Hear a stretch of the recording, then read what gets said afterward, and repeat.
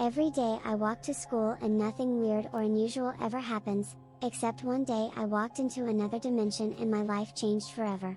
I think I need to explain something. A little about the universe. Before I can explain what happened, we need a little time. My grandmother told me that there were more dimensions than just one. We don't know for a fact that they are real, or that we are the first humans to ever travel through them. There are places on other worlds where it is possible to do things that humans cannot. Some worlds have a technology that allows one to not only see more, to travel to other realities, as I am doing. The people who knew this technology had all disappeared from their worlds.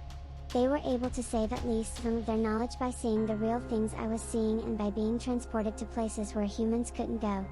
In one of these places I met a man who showed me something that changed my world forever, something I will never forget.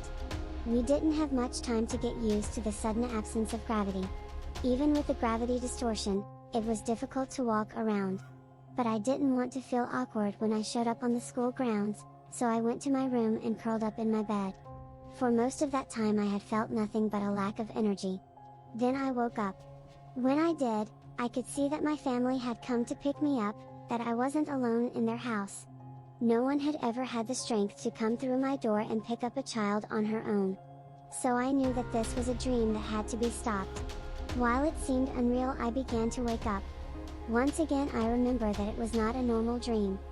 Something was making me feel very strange, very strong.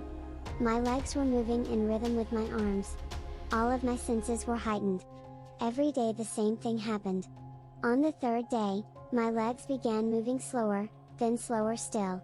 And my breathing became rapid and shallow.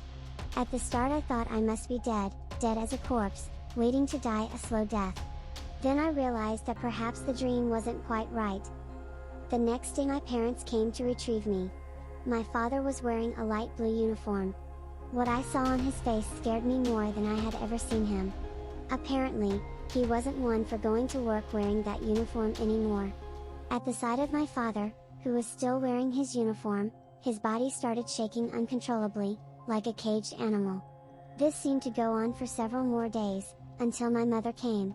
She was in her work clothes, though she was holding a small suitcase. Her hands were trembling as she walked towards us and she looked me in my eyes and said, "You're mine, son. Your mother doesn't know what she's doing anymore." He had a very hard look on his face as he turned away. My mother didn't know that her son was dead, yet she felt the need to say it and to tell him so. A part of her still wanted to hold on to him.